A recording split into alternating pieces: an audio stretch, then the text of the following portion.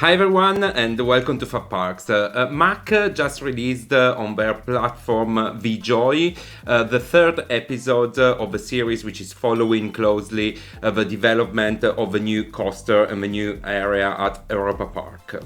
If you want to know more, please go and check the other episode I've made of the same series which is following basically this development. Today, unfortunately, in this episode they didn't release lots of news or juicy details, but there is one, which is the number of launches. So keep watching this video to find out more.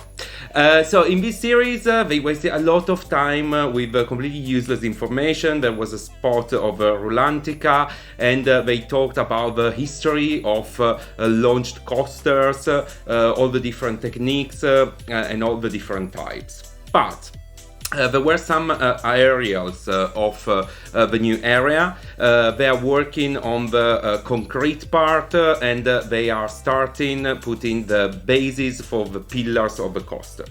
The coaster is likely to arrive at the end of the year, so we are still back in time, but they also disclosed that there are going to be 2 lakes, and we know that water is going to be a kind of a part of the whole themed area, and with lots of interactions with the coaster.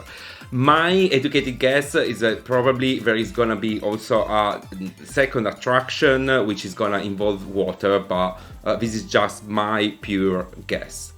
Also, check my first episodes because we already know that this is not the Big Dipper, but it's something different. Same as Gerstlauer, if they moved from Eurofighter to Infinity Coaster, this one they were joking saying is gonna be the bigger Dipper, and we know that this one is basically the Smiler, as you can say from the train itself.